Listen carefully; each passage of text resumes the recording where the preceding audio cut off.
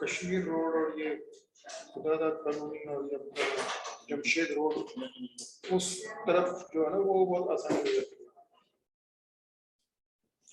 ہر چار طرف سے سڑکیں آتی ہیں، نہ زیادہ پھول نہ یہ روشنی نہ یہ وہ سمجھا الگ تھلگ. وہاں پاپولیشن جیسے ہماری بھی پاپولیشن ہے تو وہ علاقے میں زیادہ لوگ آ سکتے ہیں حاضری میں. یہ دور ہونے کی وجہ سے لوگ کم آئے، پھر بالکل آؤٹ ہے. اس کا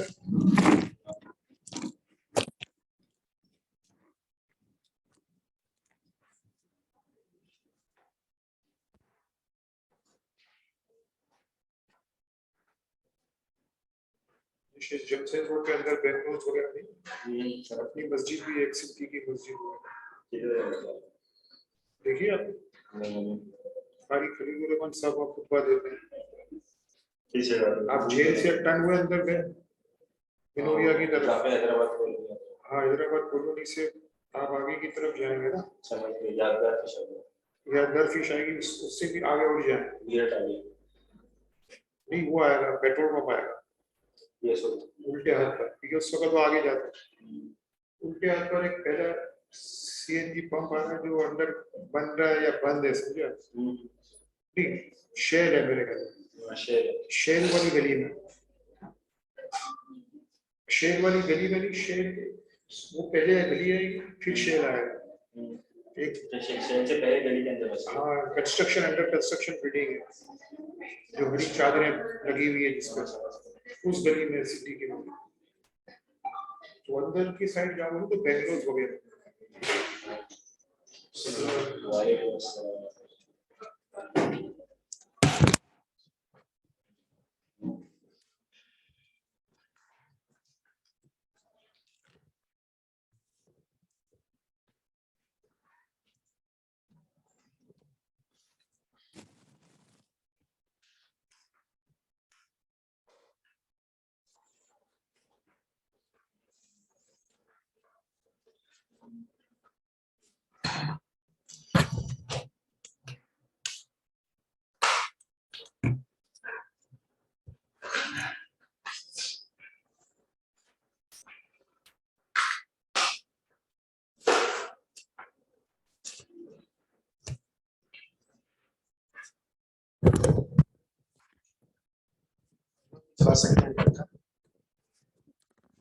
ایسے چلا لیں.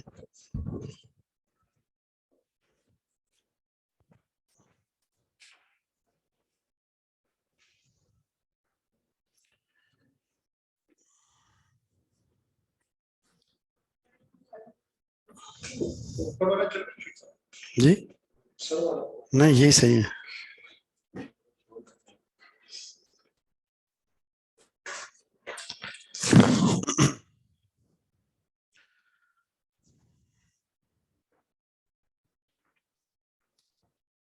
السلام علیکم ورحمۃ اللہ وبرکاتہ. الحمد للہ رب العالمین والعاقبۃ للمتقین والصلاۃ والسلام علی اشرف الانبیاء والمرسلین اما بعد. اعوذ باللہ السمیع العلیم من الشیطان الرجیم من ہمزہ ونفخہ ونفثہ. وَلَقَدْ آتَيْنَا مُوسَى وَهَارُونَ الْفُرْقَانَ وَضِيَاءً وَذِكْرًا لِلْمُتَّقِينَ. اور البتہ ہم نے عطا کی موسیٰ اور ہارون علیہم السلام کو الفرقان، فرق کرنے والی کتاب،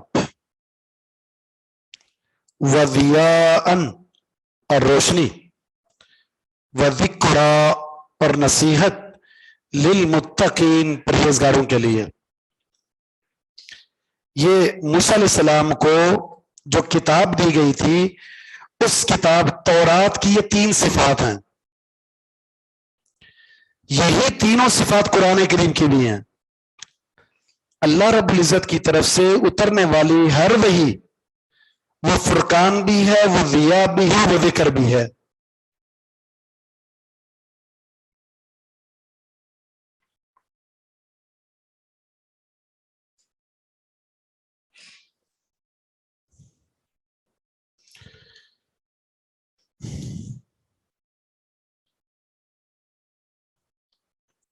اب قرآن کریم کو بھی اللہ تعالیٰ نے ہدی للمتقین بھی کہا ہے، ہدی للناس بھی کہا ہے.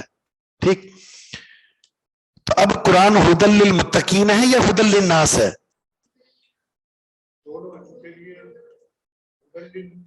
ہدی للمتقین اور ہدی للناس میں فرق ہے.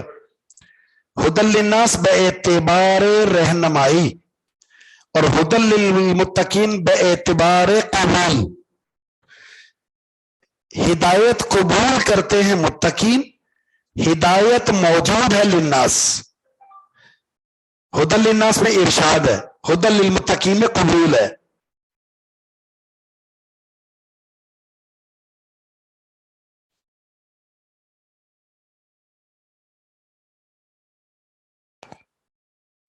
ضیاء اور نور میں کیا فرق ہوتا ہے بھئی؟ جو ضیاء ہے نا، ضیاء وہ اصل نور کو کہتے ہیں، اصل نور، خالص نور. اور جو نور ہوتا ہے وہ کسی اور روشنی سے مستنبت ہوتا ہے. جیسے چاند ہے، چاند کو نور کہا گیا، سورج کو ضیاء کہا گیا. هو الذی جعل الشمس ضیاء. تو چونکہ چاند کی روشنی مستفاد ہوتی ہے من نور الشمس، اور سورج کی روشنی اپنی ہوتی ہے، اس لیے سورج کی روشنی کو ضیاء کہا اور چاند کی روشنی کو نور کہا.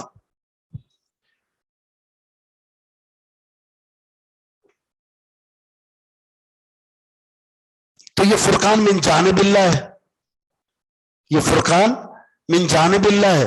تورات من جانب اللہ ہے، اس لیے اس کو ضیاء کہا ہے.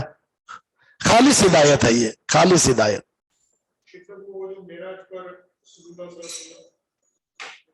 جب سوال ہوا کہ آپ نے دیکھا اللہ کو، تو آپ نے کہا کہ نور پردے ہیں نور کے 70,000 جی، نور سے تو وہ مستعار پردے ہیں 70.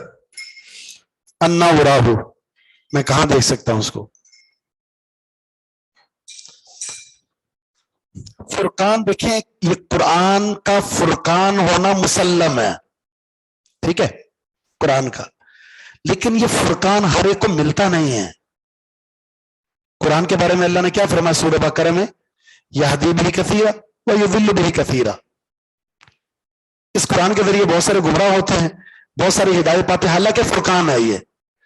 تو اس کا معنی ہے اس کا فرقان ہونا برحق ہے، لیکن وہ جس کے لیے اس نے فرقان بننا ہے، اصل مسئلہ اس میں ہے.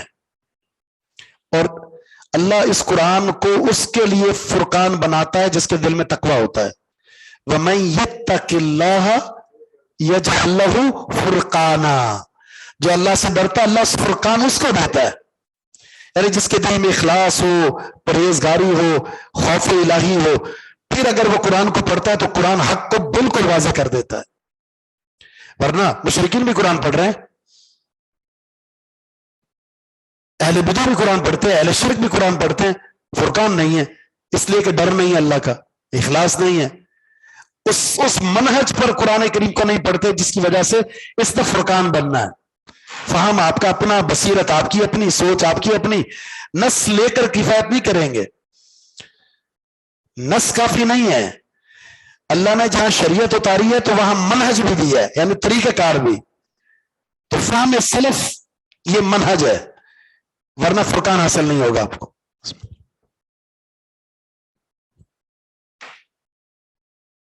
اگر وہ منہج نہیں لیں گے نا تو پھر کیا ہوگا؟ اس سیٹ پر بیٹھنے والا ہر شخص اپنی مرضی سے تعویلات کرے گا اس کی. اگر ایک ہی منہج آپ کے پاس ہوگا تو اس منہج کا نتیجہ کیا ہوگا؟ کوئی بھی قرآن کو پڑھے گا یا حدیث کو پڑھے گا اس منہج سے نکل نہیں سکتا. وہ نتیجہ کیا ہے؟ وہ فرقہ بندی نہیں ہو سکتی. ایک ہی آیت کو لے کر آپ اپنی مرضی سے سمجھا رہے ہیں، میں اپنی مرضی سے، آپ اپنی مرضی سے، نتیجہ تن آپ کے الگ لوگ، آپ کے الگ لوگ، میرے الگ لوگ. وجہ کیا ہے؟ منہج کو چھوڑ دیا میں نے، منہج کو چھوڑ دیا.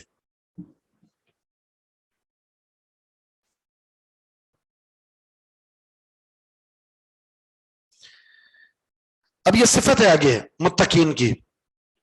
متقین کی قرآن میں کئی صفات ذکر ہوئی ہیں، سورہ بقرہ میں بھی ہیں اور یہاں بھی ذکر ہوئی ہے. الذین یخشون ربهم بالغیب، جو ڈرتے ہیں اپنے رب سے بالغیب. دو معنی ہیں اس کے بالغیب کے. پہلا معنی بغیر دیکھے، اپنے رب سے ڈر رہے ہیں بغیر دیکھے، دیکھا نہیں ہے رب کو پھر بھی ڈر رہے ہیں. اور یہ ڈر کون سا ہوتا ہے؟ یہی وہ ایمان ہے کہ آپ دیکھیں، ایک چیز ہے کہ دیکھ کر ایمان لانا. امانت داری کیا ہے؟ مالک بیٹھے ہوئے آپ کام کر رہے ہیں، یہ امانت داری ہوتی. امانت داری یہ تو اس کے ڈر کی وجہ سے کر رہے ہیں نا. مالک موجود نہیں اور امانت داری سے آپ کام کر رہے ہیں، یہ ہے اصل. تو اللہ کو ہم نے دیکھا نہیں اور ہمارا ایمان ہے اللہ پر، اور ہم دیکھ نہیں رہے پھر بھی تنہا ہم اپنے رب کی بندگی کر رہے ہیں. تو ایک تو معنی بن دیکھے، اور دوسرا معنی ہے کہ جب آپ تنہائی میں ہو، آپ تنہائی میں ہو،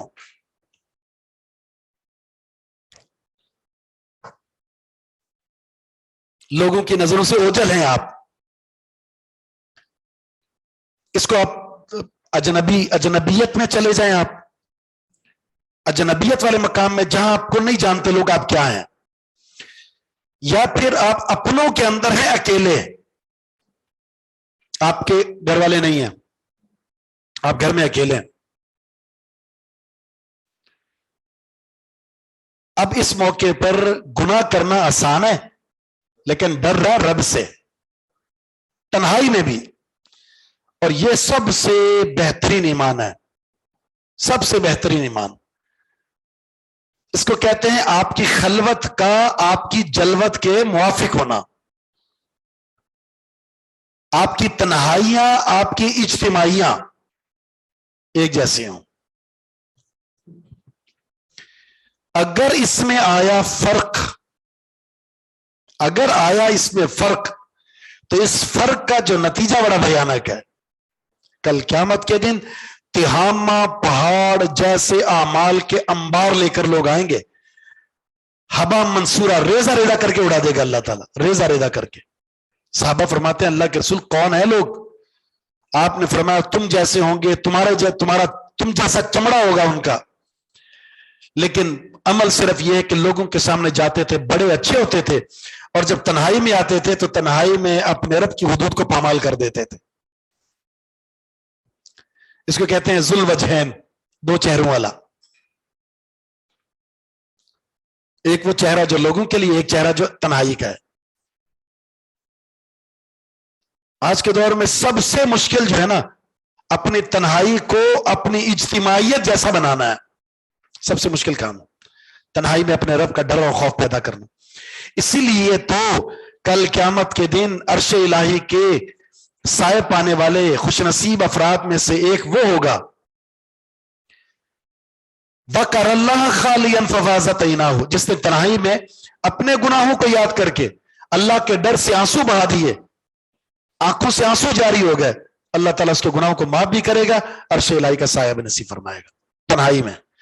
اور ایک اور ہے انہی 7 افراد میں سے جس کو برائی کی دعوت ملی، برائی کی دعوت ملی، گناہ سامنے ہے، لیکن کیا کہتا ہے انی اخاف اللہ، گناہ چھوڑ دیتا ہے کیونکہ میں اللہ سے ڈرتا ہوں. یہ 2 قسم کے وہ لوگ ہیں جو تنہائی میں گناہ کو ترک کرتے ہیں اللہ کے ڈر کی وجہ سے، عرش الہی کا سایہ نصیب ہوگا اس دن جب کوئی سایہ نہیں ہوگا. وہ اصل تقوی ہے ہی تنہائی کا جی، اصل تقوی ہے ہی تنہائی کا. ورنہ لوگوں کے سامنے جس نے زندگی میں کبھی نماز نہیں پڑھی ہوگی، اور اگر کوئی اس کے گھر میں نماز پڑھنے والا آ جائے تو وہ بھی ٹوپی رکھ لیتا ہے. رمضان میں چھٹا ہوتا ہے، روزے رکھ رہے ہوتے ہیں، سارے نمازیں پڑھ رہے ہوتے ہیں، بے نمازیوں کو شرم آتی ہے 1 مہینے کے لیے، پھر ان کو داڑھی بھی رکھنی پڑتی ہے، ٹوپی بھی، تسبیح بھی، قرآن بھی، مسجد بھی. بس چاند نظر آیا ان کے کفر کا چاند نظر آ جاتا ہے، پھر وہ ٹوپی گئی، تسبیح گئی، مسجد گئی، قرآن گیا، داڑھی گئی. یوں لگتا ہے جیسے ایک مہینے کے لیے کلمہ پڑھتے ہیں لا الہ الا اللہ محمد الرسول اللہ. تو وہ لوگ جو ڈرتے ہیں اپنے رب سے بن دیکھے یا تنہائی میں، وَهُمْ مِنَ السَّاعَةِ مُشْفِقُونَ، اور وہ قیامت سے بھی خوف زدہ ہے، اور ہے وہ قیامت سے بھی، قیامت کے بارے میں کانپنے والے، خوف کھانے والے، قیامت کے تصور سے کانپتے رہتے ہیں. وہ فکر آخرت بھی متقین کا مضبوط ہوتا ہے، کیونکہ اعمال کی اصلاح، اعمال کی بہتری وہ فکر آخرت کے عقیدے کے ساتھ مربوط ہے. جتنا آخرت کی فکر کا تصور مضبوط ہوگا اتنا ہی عمل مضبوط ہوگا. کیونکہ آپ کو یہ ہوگا نا مجھے مرنے کے بعد حساب دینا ہے، جوانی کا الگ، زندگی کا الگ، مال کہاں سے لیا الگ، کہاں خرچ کیا اس کا الگ، اللہ کے سامنے کھڑے ہو کر ایک ایک سوال کا جواب دینا ہے، نماز کی گنتی کا حساب دینا ہے، نماز کیسی تھی میری، ہر چیز کا آپ نے، حقوق العباد کا آپ نے جواب دینا ہے. تو آخرت کے فکر کے تصور سے ان کے عمل بہت اچھے ہو جاتے ہیں.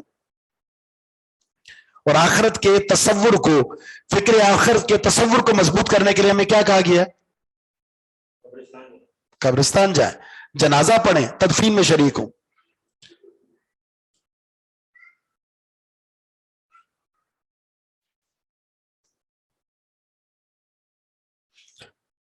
یہ تو ہو گیا تورات کا بیان.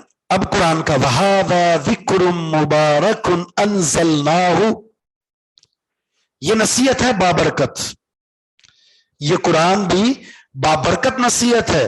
انزلناہ، ہم نے نازل کیا اسے. افانتم لہ منکرون، تو کیا تم اس کے منکر ہو؟ تو کیا تم اس کے منکر ہو؟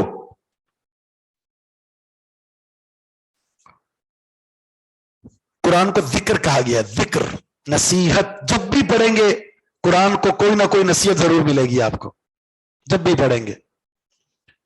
جس بھی زاویے سے نصیحت حاصل کرنی ہے آپ کو نصیحت کرنے والا کوئی معلم نہیں ہے تو آپ کہتے ہیں نا مجھے کوئی نصیحت کر دیں. بھئی سب سے بڑی نصیحت تو قرآن آپ کے پاس ہے، اٹھائیں قرآن کو جس بھی نصیحت کے لیے پڑھنا چاہے وہ آپ کی نصیحت کرے گا قرآن.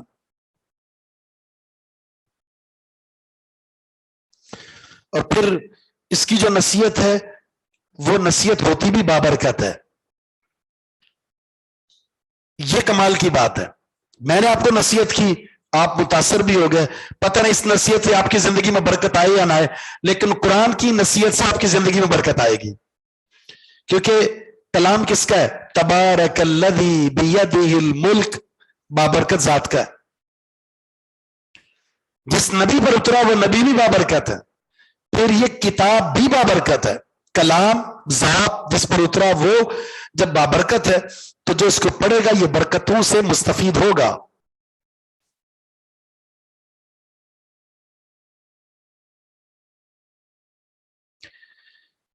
دونوں کو ایک ساتھ ذکر کرنے کا مقصد کیا ہے؟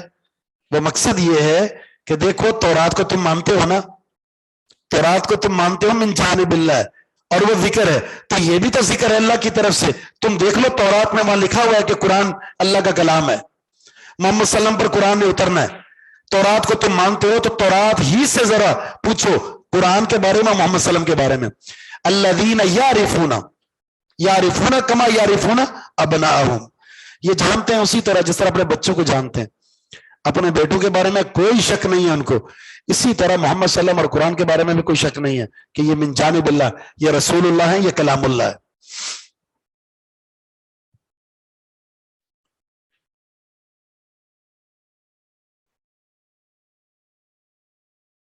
منکرون کون سا سیگا یہ؟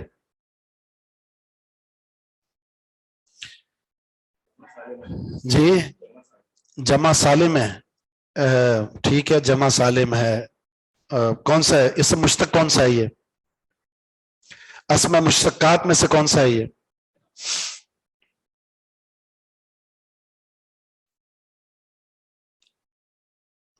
کیا ہوا؟ اسم فاعل ہے، اسم فاعل ہے. تو یہ تو جی نرسری والا سوال ہے، اسم فاعل ہے. باب کون سا ہے بتائیں؟ ثلاثی مزید فی ثلاثی مجرد کون سا ہے جی؟ باب فعال ہے، انکرا ینکرو منکر. اب بتائیں کہ یہ رفعی حالت ہے، نصبی حالت ہے، جرری حالت ہے؟ رفعی حالت کس سے آئی ہے؟ واو سے آئی ہے. تو رفعی حالت واو سے بھی آتی ہے، پیش سے بھی آتی ہے، اور ایک اور ہے الف سے. تسنیہ میں الف، جمع مذکر سالم میں واو، اس کے علاوہ بقیہ پیش سے آتی ہے. تو اب اگلا سوال یہ ہے کہ مرفوعات کی کتنی قسمیں؟ مرفوعات کی کتنی قسمیں؟ 8 قسمیں. ماشاءاللہ 8 قسمیں. 8 قسموں میں سے کون سی قسم ہے یہ؟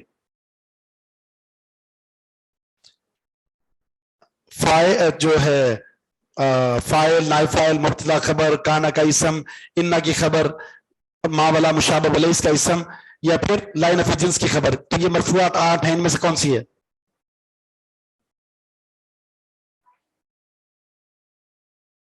فاعل فاعل کا ہوتا ہے. فاعل کون ہے یہاں پر؟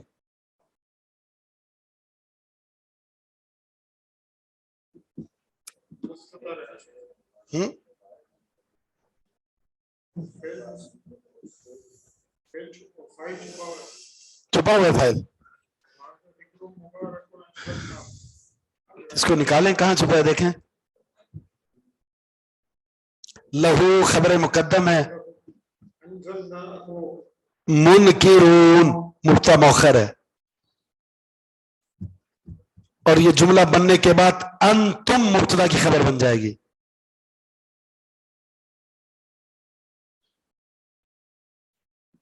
کیا ہوا؟ سادی سی بات ہے. اور آپ سمجھ رہے ہیں کہ میں نے آپ سے کچھ منطق یا فلسفہ پوچھ لیا. یہ مبارکن پر اس کی چلے بتائیں. مبارکن کس کی صفت ہے؟ ذکر کی. ذکر موصوف ہے، مبارکن صفت ہے. تو یہ مرفوع کیوں ہے؟ ھذا مبتدا کی خبر ہے. صحیح ہے. وَلَقَدْ آتَيْنَا إِبْرَاهِيمَ رُشْدَهُ مِنْ قَبْلُ وَكُنَّا بِهِ عَالِمِينَ. اور البتہ تحقیق ہم نے دی ابراہیم علیہ السلام کو رشدہ. بہت سارے معنی ہیں اس کے. ایک معنی ہے سمجھ بوجھ، تیسرا ہدایت یابی، دوسرا، اور تیسرا ہے فہم سلیم. فہم سلیم، سمجھ بوجھ اور ہدایت، تمیز، فرق کرنے کی صلاحیت، یہ سارے معنی ہیں. تو ہم نے دی ابراہیم علیہ السلام کو ہدایت یابی من قبل، اس سے پہلے. اس سے پہلے کے بھی بہت سارے معنی ہیں. ایک معنی ہے بلوغت سے پہلے. بلوغت سے پہلے ہی ہم نے ان کو کیا کر دیا. وہ جو سمجھ بوجھ بلوغت کے بعد آتی ہے نا، وہ ہم نے پہلے ہی دے دی. دوسرا معنی ہے نبوت. ہم نے نبوت دینے سے پہلے ہی سمجھ بوجھ، فہم سلیم، ہدایت یابی عطا فرما دی ان کو.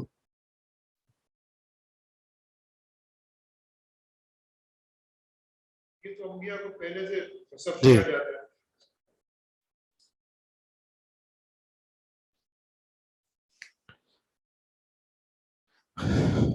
وَكُنَّا بِهِ عَالِمِينَ، اور ہم اس کو جانتے بھی تھے. بِهِ کا مرجع کیا ہوگا؟ اس رشد کو، اس رشد کا اہل ابراہیم علیہ السلام ہے، ہم اس کو جانتے تھے.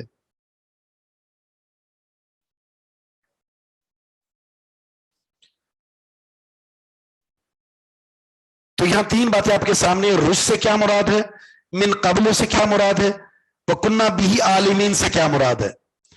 تو رشد سے ہم نے ہدایت، تمیز، فہم سلیم، سمجھ بوجھ، بہت سارے معنی کی. من قبل سے مراد بلوغت سے پہلے، نبوت سے پہلے، یا بعض کہتے ہیں موسیٰ علیہ السلام کو تورات ملنے سے پہلے. موسیٰ علیہ السلام کو ابتدائے تورات سے پہلے ہی ہم نے کیا کر دیا، ان کو ہدایت، سمجھ بوجھ سب کچھ دے دیا تھا. وَكُنَّا بِهِ عَالِمِينَ کا مطلب یہ جو ہدایت ہم نے دی ہے نا ان کو، یہ اس کے اہل تھے، ہم یہ جانتے تھے.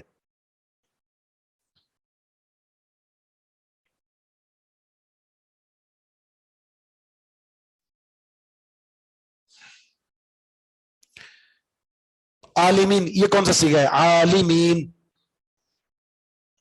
عالمین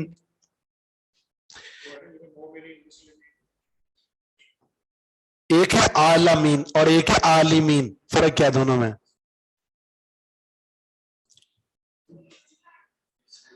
اسم فاعل ہے بالکل، وہ یعنی دونوں کا جو اعرابی معاملہ ہے وہ ایک جیسا ہی ہے. عالمن، عالمن، عالمان، عالمون، عالمین. یہ علم یعلم سے اسم فاعل، اور اس کی یہ کون سی حالت ہے؟ نسبی یا جری؟ کیوں ہے؟ کانا کی خبر ہے، کانا کی خبر ہے. کننا اس میں اسم ہے نانو، اور عالمین اس کی خبر ہے. تو عالمین اور عالمین میں کیا فرق ہے؟ عالمین اور عالمین. اب عالم اور عالم ان دونوں میں فرق بتانا ہے آپ نے. اگر میں پڑھتا ہوں عالمون اور عالمون، کیا فرق ہے دونوں میں؟ سیغے میں بتانا ہے فرق کیا ہے. عالم اور عالم مانا نہیں پوچھا، ٹھیک ہے. عالم اور عالم مشورہ کر کے بھی بتا سکتے ہیں. جی یعنی آپ کے نزدیک یہ عالم اسم مفعول ہے اور عالم اسم فاعل ہے. عالم اسم فاعل اور عالم اسم مفعول ہے. چلو اس کا الٹ ہے تو بھی غلط ہے. معلوم اسم مفعول ہے، عالم اسم فاعل اور معلوم اسم مفعول ہے.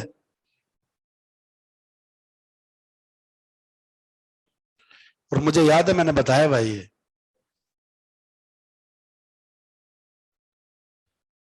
الحمدللہ رب العالمین. عالم یہ عالم اسم آلہ ہے، اسم آلہ بمعنی معلم. ویسے اسم آلہ کا جو وزن ہے وہ مفعلن ہے، تو عالم بمعنی معلم ہے، کیونکہ اسم آلہ کہتے ہیں جس کے ذریعے اشیاء معلوم ہو. تو الحمدللہ رب العالمین، تو اس عالمین سے کیا پہچان ہوتی ہے؟ رب کی. العالم ما یعلم بہ الاشیاء، جس کے ذریعے ایک اشیاء کا تعارف ہو. تو اس جہاں سے سب سے بڑا تعارف کس کا ہوتا ہے؟ رب العالمین.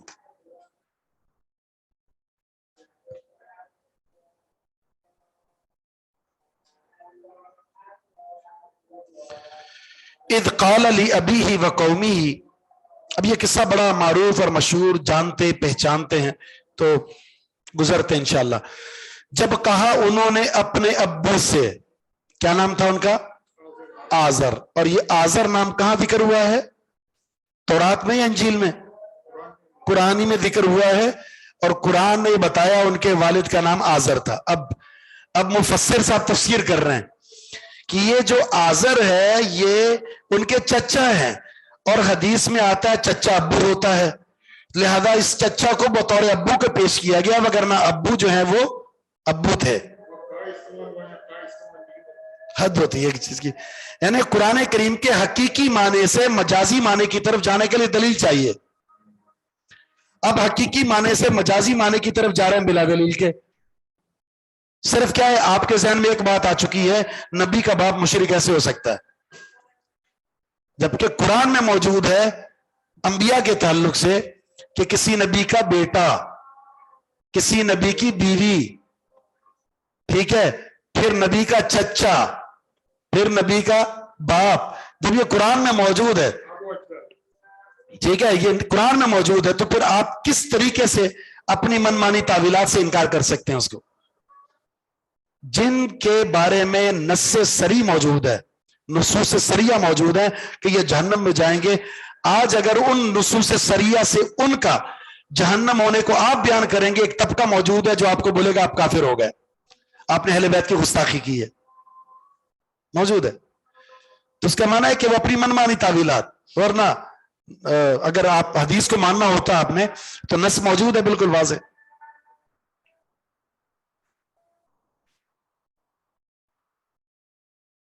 آج کسی نے وہ یعنی ایسا طوفان ہے، کوئی کسی نے پوسٹ بھیجی، مجھ سے پوچھا اس کی حقیقت بتائیں، اور وہ پوچھا یہ کہ جمعے کا دن رسول اللہ صلی اللہ علیہ وسلم کا فرمان ہے بڑا بابرکت ہوتا ہے، اس دن جہنم بند ہوتی ہے، آگ وغیرہ نہیں جلائی جاتی، جہنم کے دروازے بند ہوتے ہیں، آگ بند ہوتی ہے، نہیں جلائی جاتی، جہنم ٹھنڈی ہوتی ہے، تو لہذا ایک دوسرے کو مبارکباد دو۔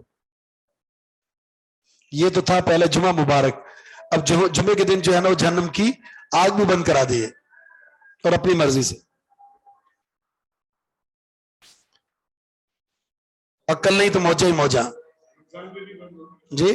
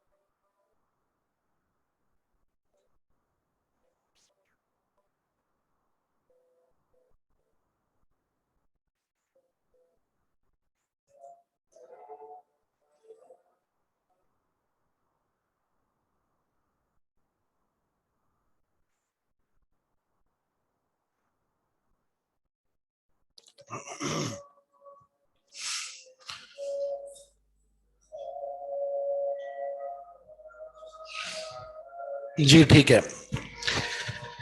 اذ قال لأبیہ، جب کہا انہوں نے اپنے ابو سے، وقومہ اور اپنی قوم سے، ما هذه التماثیل، یہ کیا ہیں مورتیاں، کیا ہیں یہ مورتیاں، التی انتم لہا عاکفون، جو کہ تم ان کے لیے مجاور بن کر بیٹھے ہوئے ہو، عاکف، انتم ہو تم لہا اس کے لیے یا ان کے لیے، عاکفون جمے بیٹھے، مجاور بنے بیٹھے۔ اعتکاف اسی سے ہے کہ جب آپ کسی جگہ پر جم کر بیٹھ جائیں تو اس کو معتکف کہتے ہیں، اور اسی سے عاکف کہا جاتا ہے۔ یہ جو تماثیل ہے یہ تمثال کی جمع ہے، تماثیل جمع تمثال، کسی چیز کی ہو بہو نقل اتارنا۔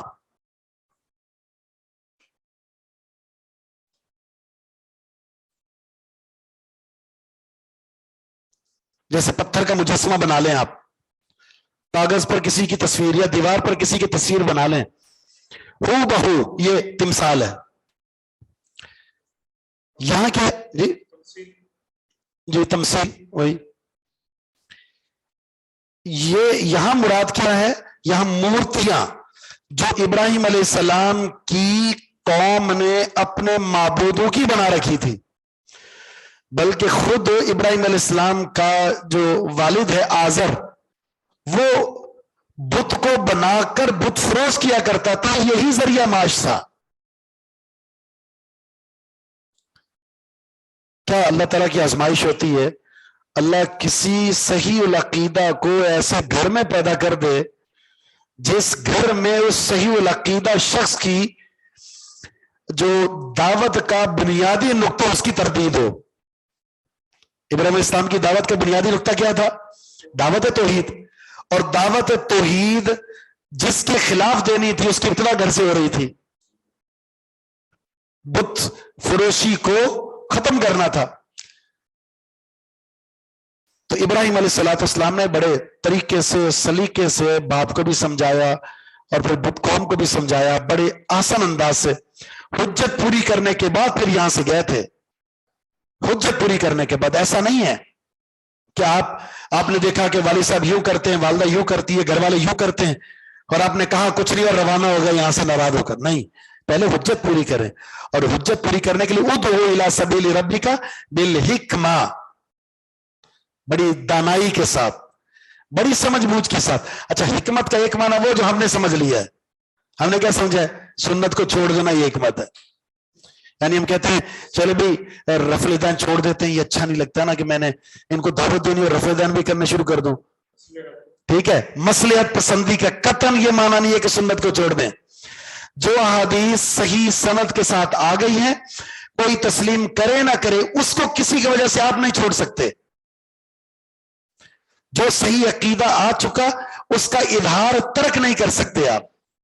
اللہ کے رسول سب کے سامنے نبی بنا کر بھیجے گئے تھے، سارے دشمن ہیں، لیکن سب کے سامنے اعلان کیا کیا تھا؟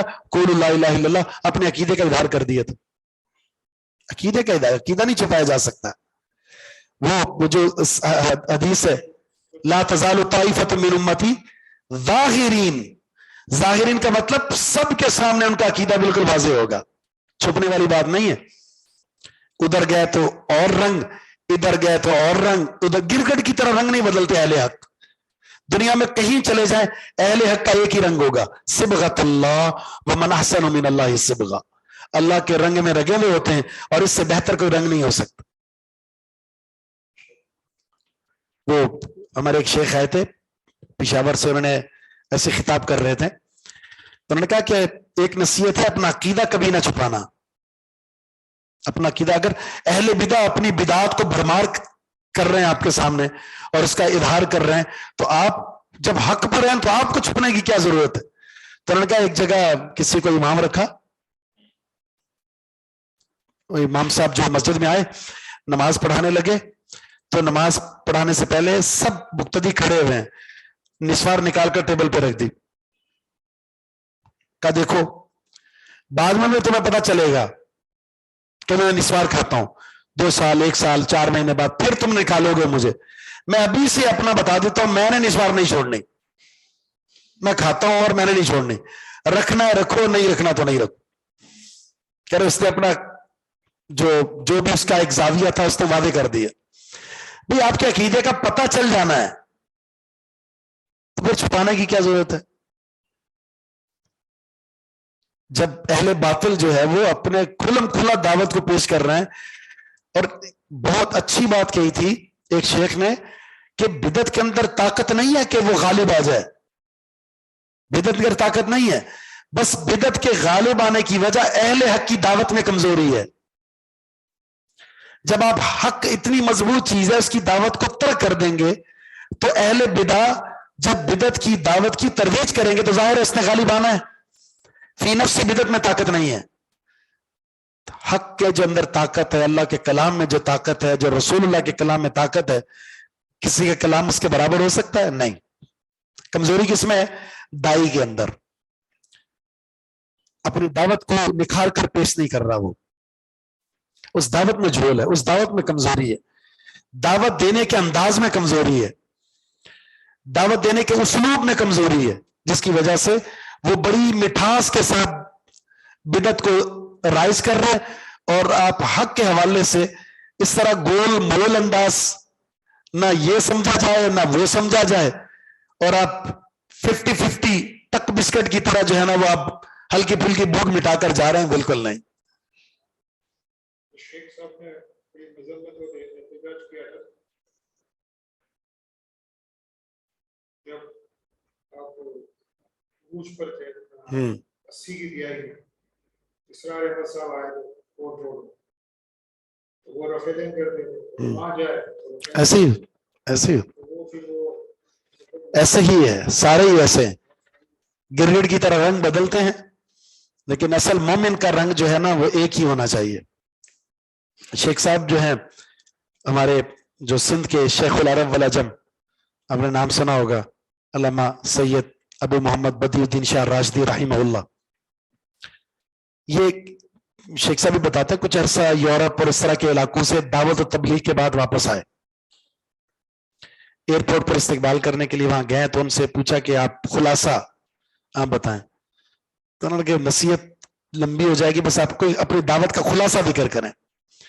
کہ جتنے بھی ممالک میں نا جہاں بھی گیا ہوں وہاں یا مالکی ہے یا شافی ہے یا حنبلی ہے یا فلاں ہے یا فلاں ہے، چاروں ایک جگہ نہیں ہے، ایک ہے تو دوسرا نہیں، دوسرا تو تیسرا نہیں، تیسرا نہیں تو چوتھا نہیں، لیکن اہل توحید ہر جگہ ملے ہیں، اہل حق ہر جگہ ملے ہیں، ہر جگہ ملے ہیں اور ایک ہی رنگ میں ملے ہیں۔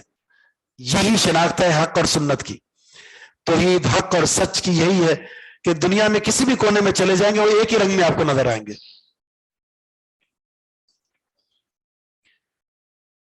اگر اللہ نے آپ کو صحیح معنی صحیح فکر دے دی ہے تو اللہ کا شکر ادا کریں، اور اس کو چھپانے کی ضرورت نہیں ہے، ظاہر کریں، اور پھر ظاہر کرنے میں مطلب انداز یہ نہ ہو کسی کو نیچ دکھانا یا حقیر جاننا یا اس کی توہین کرنا، مطلب اس پر فخر ہونا چاہیے بندے کو اللہ نے ہمیں حق دے دیا ہے، اور پھر دوسروں کے بارے میں اگر آپ سچے دائی ہیں تو آپ متمنی ہوں کہ وہ بھی اس حق کو قبول کر لے۔ حق میں خوبصورتی یہی ہوتی ہے کہ اس کے تحت اس کے نیچے افراد آئیں، تو ایک بندہ بھی اگر حق کو قبول کر لے آپ کے لیے 1000 اونٹوں سے بہتر ہے، دنیا کے خزانوں سے بہتر ہے۔ تو اللہ کے رسول رات کو اٹھ کر دعا کیا کرتے تھے، تو ہم اگر حق پر ہیں، صحیح ہیں، سچے ہیں، تو پھر اس کی سچائی کا ایک ثبوت یہ ہے کہ یہ حق دوسروں تک منتقل کریں، اور پھر صرف منتقل ہی نہیں، جو محبت سے، جو الفت سے، جو شفقت سے، جو تالیف قلبی کے ساتھ آپ اس کو اس حق کی طرف لا سکتے ہیں آپ لائیں، یعنی اپنے وسائل استعمال کریں۔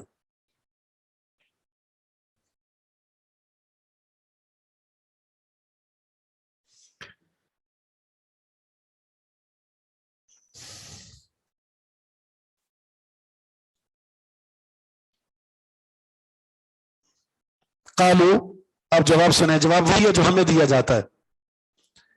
بات بڑی معقول تھی کہ ان مورتیوں کے تم مجاور بن کر بیٹھے ہوئے ہو، تو چھ معنی، یہاں بیٹھنے کا مقصد کیا ہے، کیا ملتا کیا ہے؟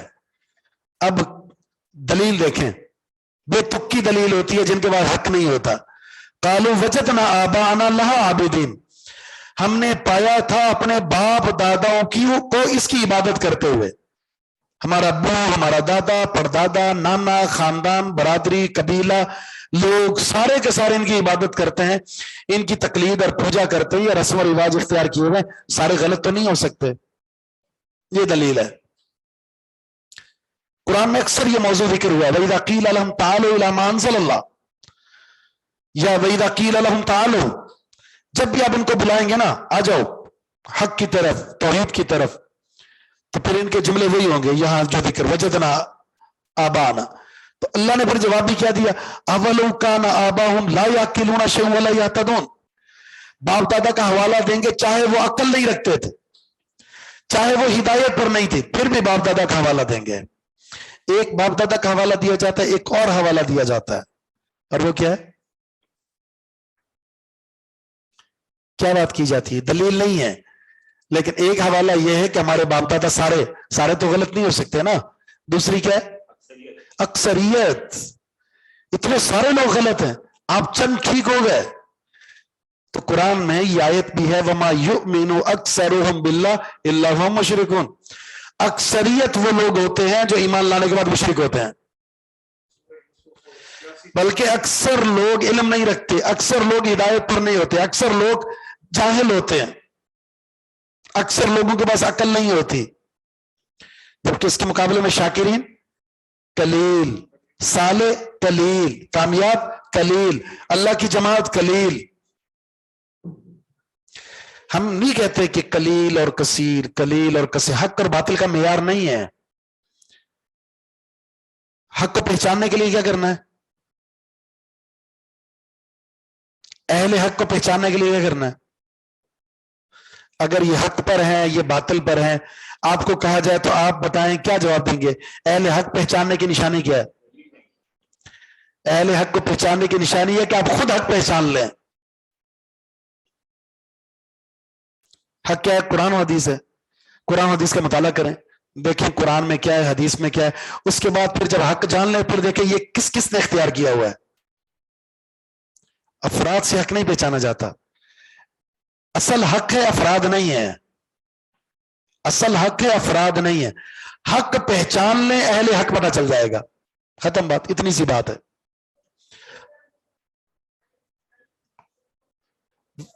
جی سورہ ابراہیم، آیت نمبر بھی بتائیں آپ کو؟ چلے بتا دیتے ہیں آپ کو، آخر میں پوچھ لیجئے گا مجھ سے۔ اچھا آخر بھی کیا، آخری منٹ تو چل رہا ہے، یہ کھلے ذرا آخری رکو اس کا۔ جی چلے نکال لیتے ہیں نا ابھی۔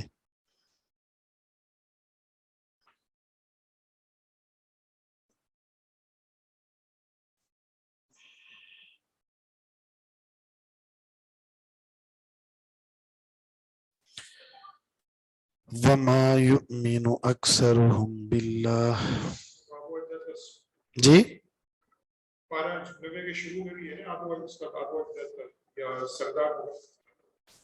آپ کو آیت ملی؟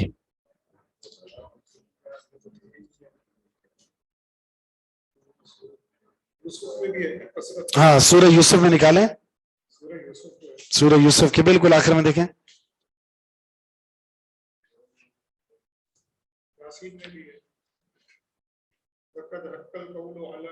نہیں یہ نہیں، جو آیت میں نے بتائی نا، یہ آیت نمبر لکھیں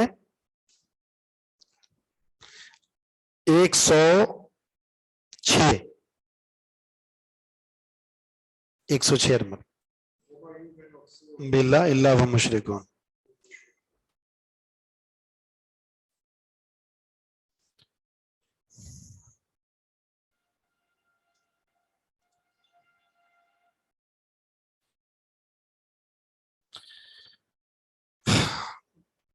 دو چار آیت کا ترجمہ کر لیں۔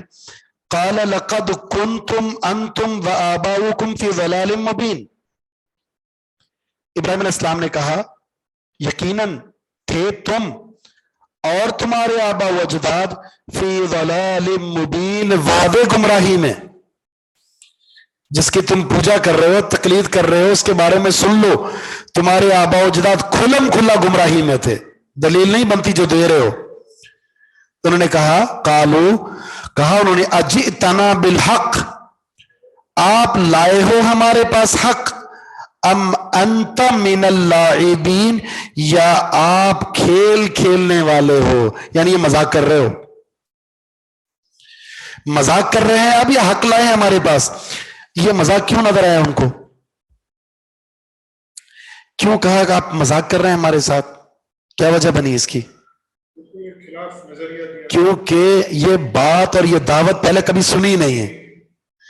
جو چیز پہلے کبھی نہ سنی ہو وہ کوئی آ کر سنا دے، یا تو آپ کو مذاق نظر آئے گا یا آپ حیران ہو جائیں گے۔ حق کا بکا، کیا آپ ہمارے پاس حق لائے ہو یا آپ من اللاعبین، کھیل کھیلنے والے، مذاق کرنے والوں میں سے ہیں؟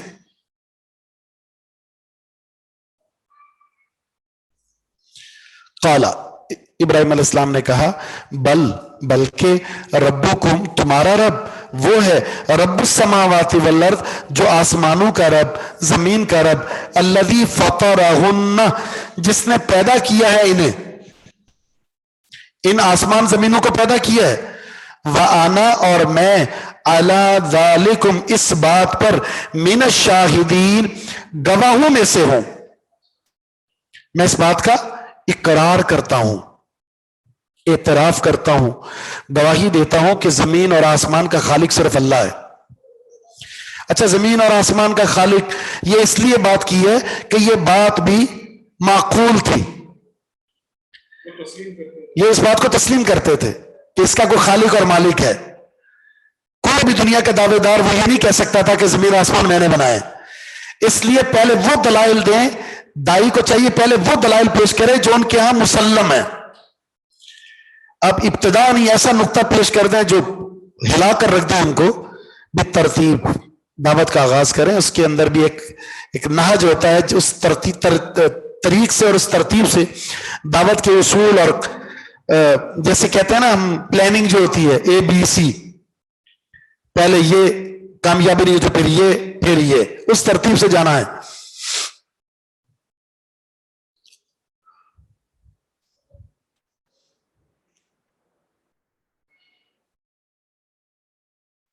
تاللہ، اللہ کی قسم، تاللہ لَأَكِيدَنَّ میں ضرور بضرور چلوں گا اصنامکم تمہارے بتوں کے بارے میں، بعد ان تولوا بعد اس کے کہ تم جاؤ، مدبرین پیٹ پھیر کر. جب تم پیٹ پھیر کر چلے جاؤ گے اس کے بعد تمہارے ان معبودوں بتوں کو میں سنبھالوں گا، خیال کروں گا ان کا. اس کے بارے میں نے ایسا منصوبہ تیار کر رکھا ہے. پھر سبحان اللہ، یہ اصل کامیابی ہے کہ آپ اس بت کا کلا کما کر دیں. اور یہ انبیاء کا مشن تھا. یہاں ابراہیم علیہ السلام نے کیا، یہی کام ان کے بیٹے محمد الرسول اللہ صلی اللہ علیہ وسلم نے، سید الانبیاء نے. فتح مکہ ہوا، آپ نے بیت اللہ میں موجود ایک ایک بت کو اٹھا کر ٹکڑے ٹکڑے کر دیا. تو یہ ہے، جب آپ کو موقع ملے اللہ رب العزت آپ کو ہمت دے، استطاعت، قوت، شرک کو ختم کر سکتے ہیں، یہ آپ کی اولین ترجیح ہونی چاہیے. لیکن شرک اتنا عام ہے اب ہمیں گناہ نظر ہی نہیں آتا. اور اس کی ایک جھلک جو ہے نا ہمارے یہاں عمومی طور پر، اخبار اٹھائی آپ نے یا کوئی خبر پڑھی آپ نے کہ 4 افراد قتل ہو گئے. اس سے پہلے خبر یہ تھی کہ فلاں مزار پر میلہ لگا اور لوگ طواف کر رہے ہیں، آپ آگے گزر گئے، اور پھر آیا ایک عورت پر تیزاب پھینک دیا کسی نے، تو آپ نے کہا استغفر اللہ استغفر اللہ استغفر اللہ. کتنا بڑا ظلم ہوا ہے، یہ چہرے پر تیزاب پھینک دیا. اس سے بڑھ کر کیا زیادتی، آپ نے شیئر کر دیا مذمت میں کہ ان کو سزا ہونی چاہیے. اور اس سے پہلے جو ظلم ہوا وہ اس سے بڑا تھا، قبر کا طواف. وہاں آپ کی کوئی توڑی نہیں آئی، آپ کی پیشانی پر کوئی بل نہیں آیا، آپ نے کوئی استغفر اللہ نہیں کہا، اور آپ کے اندر کوئی غیرت نہیں ہے. تو اس کا مطلب یہ ہے کہ آپ کے نزدیک یہ شرک بھی ہلکا گناہ بن چکا ہے، جبکہ ان شرک لظلم عظیم.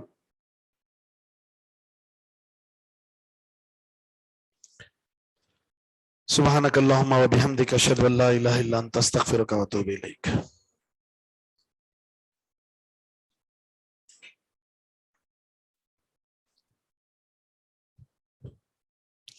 جتنی کفار کو دعوت دینا ضروری ہے ابھی، جتنی آپ کی استطاعت میں ہے، جتنی اللہ نے آپ کو توفیق دی ہے، آپ دعوت پہنچائیں. جی، تماثیل تمثال کی جمع غیر عاقل ہے. مسلمانوں کو اہل باطل نہیں کہنا چاہیے، اہل بدع کہہ دیں، اہل شرک کہہ دیں، وہ زیادہ اچھا لفظ ہے.